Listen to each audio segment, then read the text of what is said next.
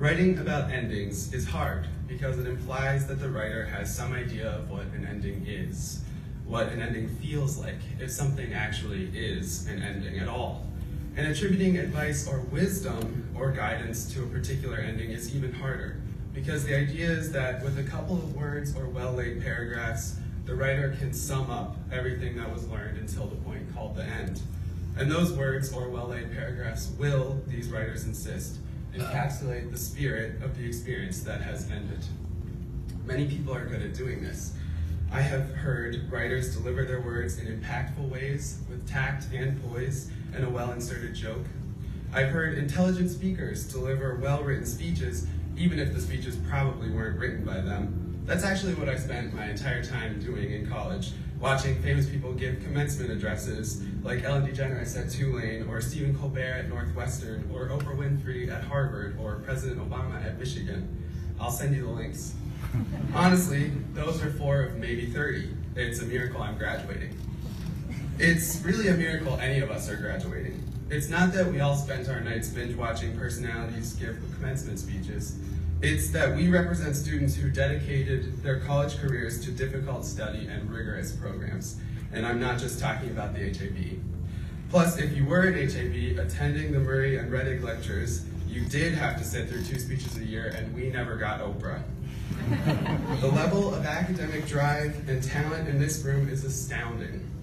All 3 honors programs represented here are comprised of students with an educational passion and love of learning that extends beyond the classroom.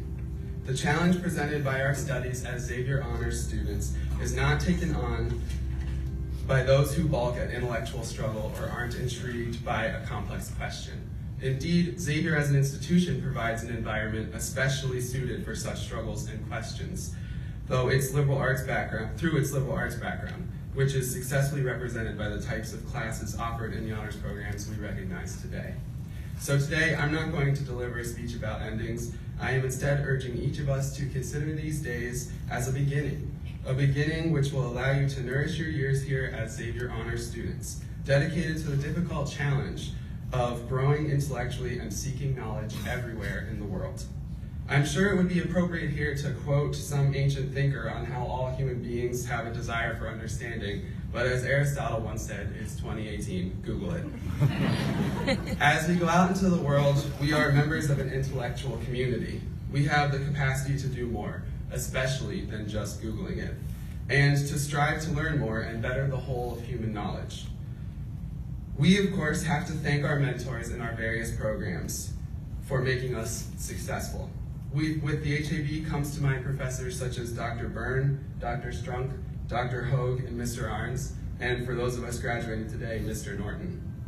These exceptional teachers and mentors have provided us with the capacity to change the world in small ways by changing ourselves vastly through our love of learning. I know that despite the rampant spiritedness throughout my particular HAB cohort over the 4 years, we somehow always managed to put the jokes aside and take up the charge to better ourselves through our studies. I know this is true of my colleagues in the PPP and Scholars programs as well. Thank you to all the students who worked hard through 4 years at Xavier to graduate with honors. And thank you in advance for continuing to nourish your intellectual passion. Thank you to the HAB professors and the professors of PPP and Scholars as well.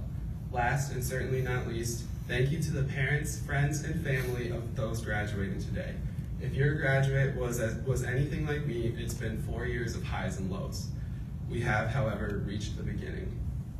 Thank you.